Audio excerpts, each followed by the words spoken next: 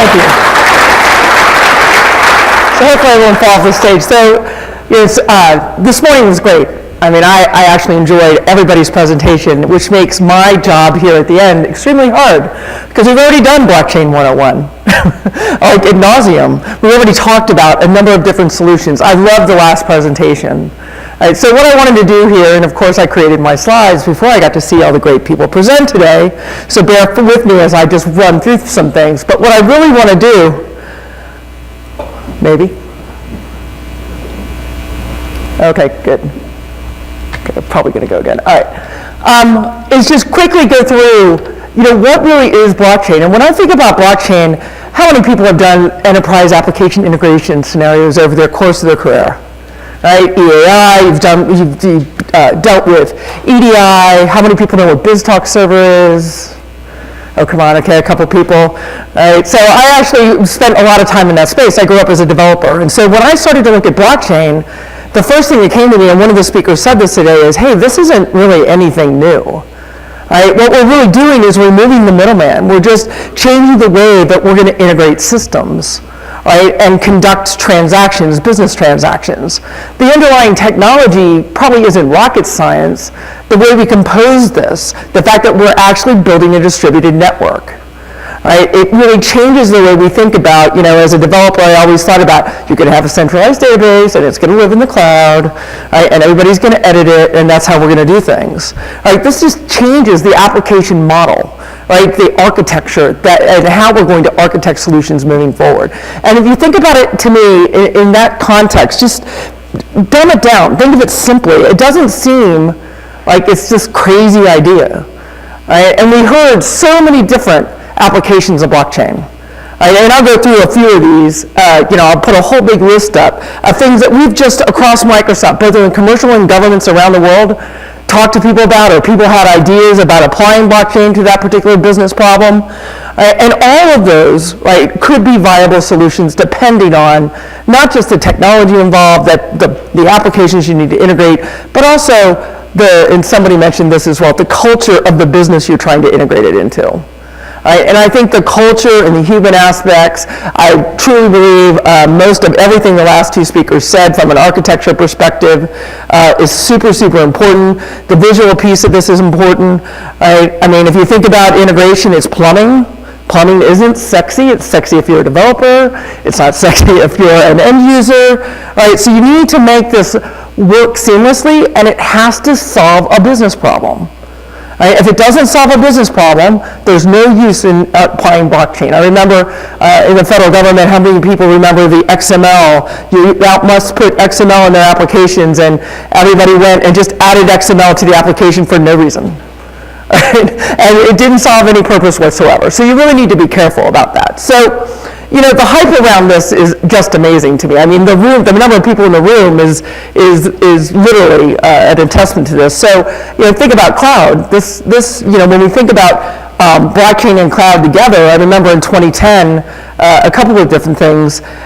People really didn't trust cloud. Right now, people are still skeptical about blockchain. If I were to go and talk to in any industry that says, this is going to solve your problem, most of the time what we're seeing is people doing proof of concepts and it dying. It becomes an island that sits over somewhere else. There's no network that's developed. They don't bring their business partners into the room to actually discuss if they are willing to play in this. Right? And so we kind of see that. That's what we saw with cloud before. Right? And that's kind of, I see that now kind of with blockchain. But the good thing here is that, the cloud is actually enabling the fourth industrial revolution. If we think about this, the ability to do, we heard machine learning, artificial intelligence, big data, right? And if you couple those with blockchain, that's what's going to enable this technology to take off. Right? I think that's what's really powering the interest in blockchain, is that we now have the ability with the fourth, with the cloud, and the ability to go and build these networks, right, with literally the click of a button, and distribute these networks out into the cloud so they can scale up and scale down and get the transactions where they need to be in a much easier way than we could do in the past. And we used to have to call people imagine standing one up 10 years ago, and you got just 10 business partners engaged. Think about I know at Microsoft when we go in and we buy, you go to our MS Market and you go and buy things, we have a whole consortium, right? It's called punch out. You punch out to all your business partners and all that integration had to be done manually. Right? That took years to configure and get all these partners up. Now we're talking about being able to do transactions at lightning speed with literally in 15 minutes to stand up a consortium, which is, I think, and the only reason we can do that is with the cloud. So I think we've covered this ad nauseum today. There's really 4 characteristics of a good solution, or of a solution that if it needs one of these things, it's probably a good fit for blockchain. To me, it's the importance of shared data. Right, in a traditional system, like I said, it's all centralized typically. And it might be distributed. I mean, we have distributed database technology that's out there today, and we've implemented it, and we take, whether you're using Oracle or SQL Server, whatever the database technology is, open source database technology, we know how to do distributed data stores. What we don't know how to do is do immutable, distributed, secure data stores. And to be able to distribute those so that everybody is actually looking at these, and the trust boundary not only now doesn't just extend to where that data store is or that distributed data store, it extends across the ecosystem. Right? And that's why the ecosystem and the partners in that network are so important.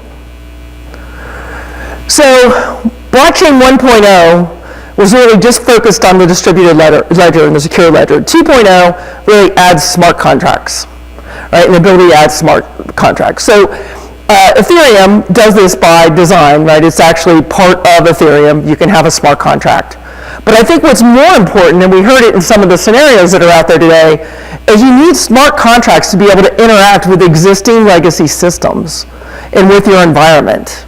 It needs to go out and touch, right? Execute some code, some business logic, not just the business logic in the smart contract, but it needs to be able to go out and touch other code. Right? And so that's something that's kind of missing right now. How do you actually go and do that? You can do it. You can write code. You can write a lot of code. Right? That's why I think there's been discussion here today. Is it really hard from a technology perspective to implement a blockchain network, or isn't it? I'm going to argue that we found in working with our customers it's very hard to do today. There are tools emerging, and we have a set of tools that I'll talk about in a minute, that where we're really trying to go is to democratize blockchain. Right? Not to change the blockchain technology, but to democratize it and make it simple. Right? Make it simple to stand up a network or a consortium, whether that be public, private, right, or a consortium that's hosted by, somebody mentioned government consortium, right, to be able to quickly stand those up, have partners, right, and people join those networks without necessarily having to have an IT infrastructure. Right? So, from a use case perspective, right, I'm going to, again, these are the reasons, and I'm going to go by this. Some popular scenarios, right, that we have up here. I mean, it's a little eye candy here, but I'm happy to send this deck to anybody who wants it. I thought this was interesting because we put this together with a bunch of consultants we have that work on blockchain projects globally. And I was really surprised by some of the scenarios that they're actually working on with customers. I'm not going to read through that list, but you can see the application for blockchain isn't just a single, it's not just relegated to the financial industry or to financial transactions.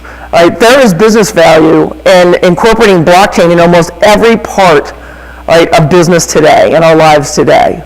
And so that to me is, when we think about, I'm not going to say it's going to change the world because I don't think it's blockchain that's necessarily changing the world. I think it's the cloud. Right, and this new industrial revolution we're in changing the world, but I think this is one of the outcomes, right, of where we're at today from a technology perspective. So let's just take, and I'm going to walk through and then just talk about it from a technology perspective. We've talked about business process, right, and what business process looks like. So let me walk through just a couple of scenarios. So in the automobile industry, how many people had their airbag recalled? Right, so I did twice. Supply chain, right, is a big problem. We've talked about food chain sources, right, and being able to tell, and this is nothing new, right? If you've done anything with the manufacturing world, you know that lot numbers matter, especially if you're doing anything in the medical device world or pharmaceutical world. Right? They have to know the origin of that particular piece. They need to be able to track it down, right? How do I do this, right?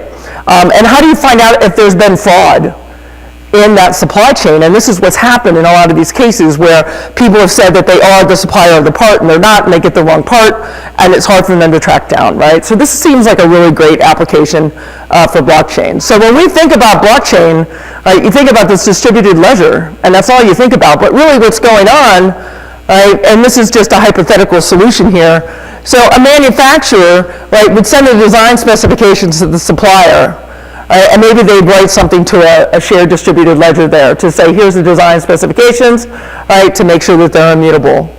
Right, the supplier would send digital product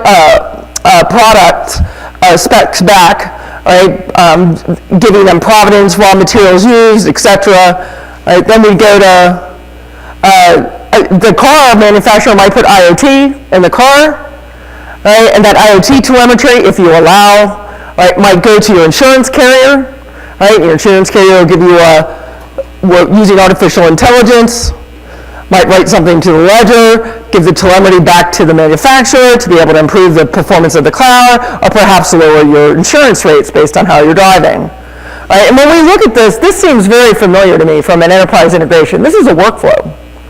Right? Where I'm recording those transactions is now in a secure distributed ledger. Right? So when we talk about building these things, right, typically that would be a lot of code. I mean, a lot of code. And I like to write code, but that's a lot of code, and that's expensive to implement. So how do we democratize this?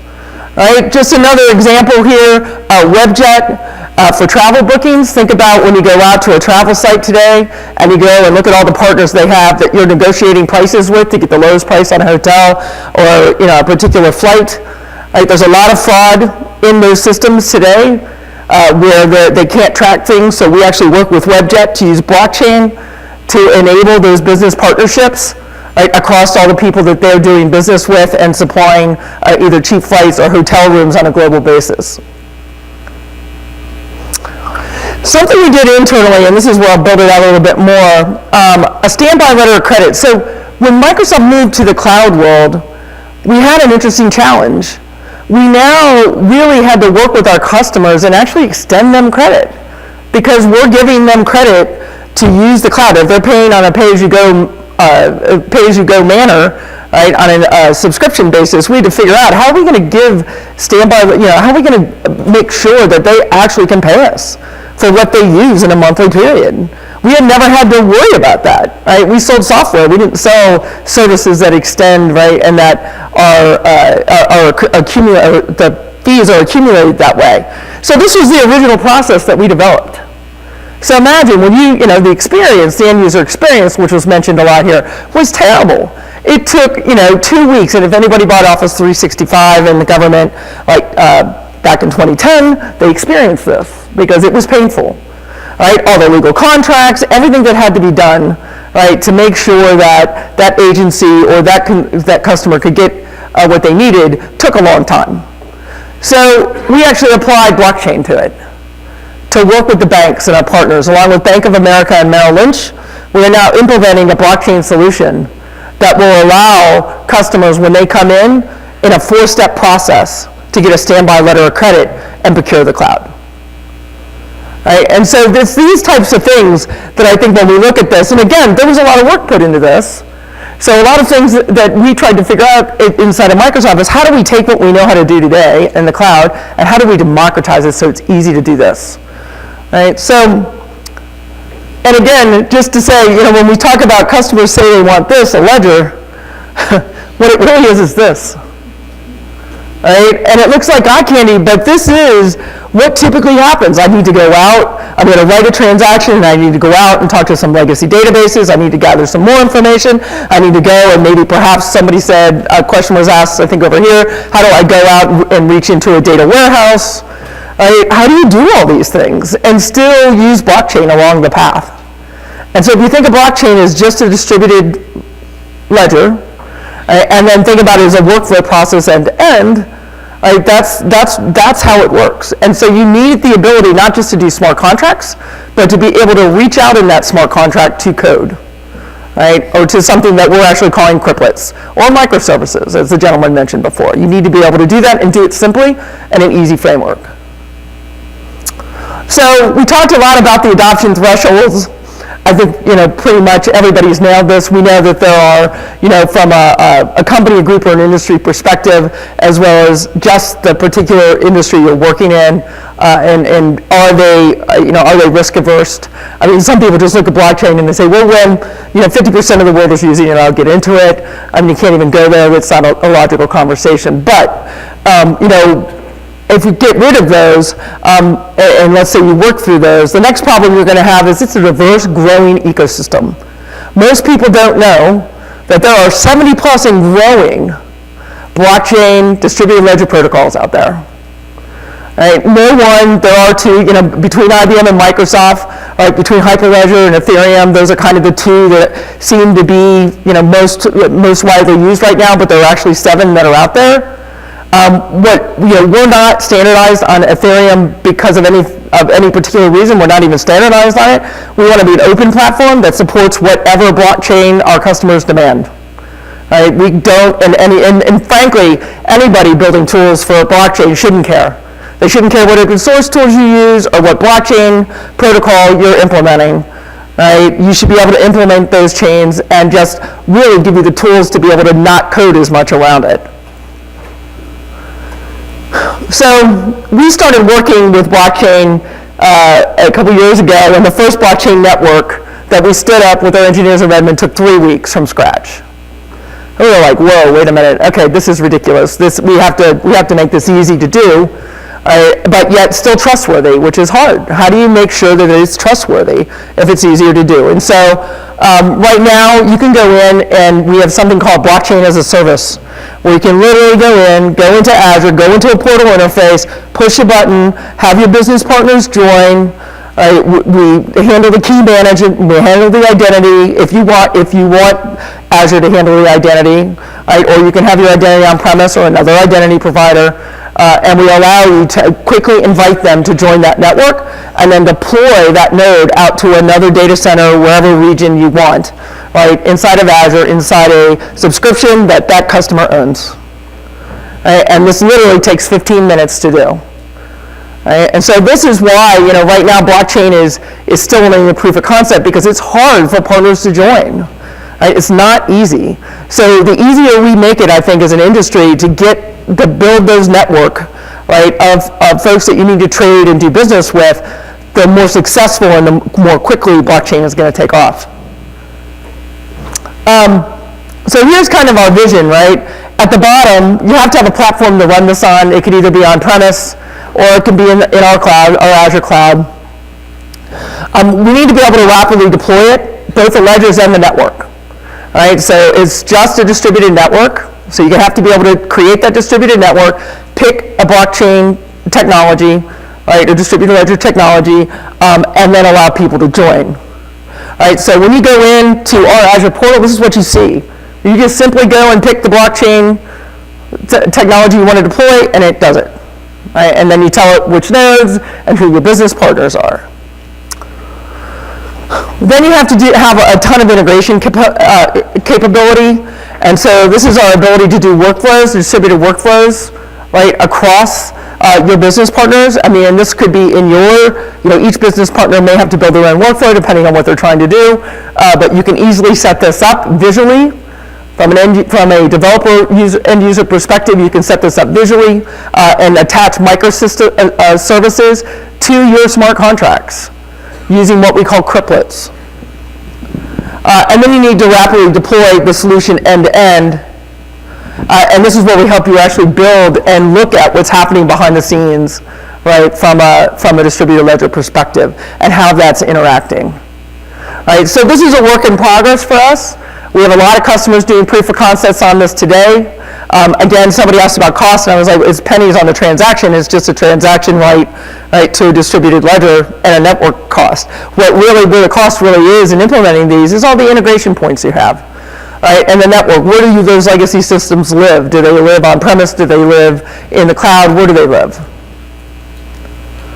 Right, one other thing we've done, because you still have to write some code, you still got to build these microservices, you still have to have a framework for doing this. And so we have something we're calling our POC framework, or Project Lexington, that's out there for our customers to use today.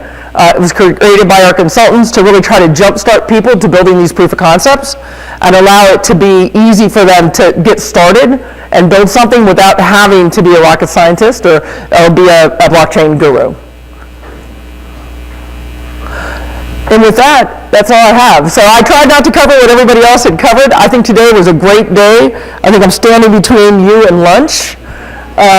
Does anybody have I'm not sure who I'm giving this to. There you go. Give it to me. Okay. One question for Susie before we let her off the stage. Right here. So what's the Mike. user training, adoption, learning curve side of deploying that for organizations that are doing it for the first time?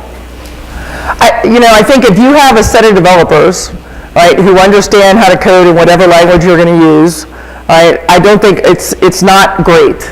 It's if we had, for example, if we took a bunch of Azure developers and said, hey, build a blockchain solution using Azure, right, the piece they would have to understand is what's actually happening in distributed ledger, how am I going to write to that distributed ledger, how am I going to integrate that with my system? So I think it's more of a business process problem than it is actually a code issue. You can always find developers that know how to write code.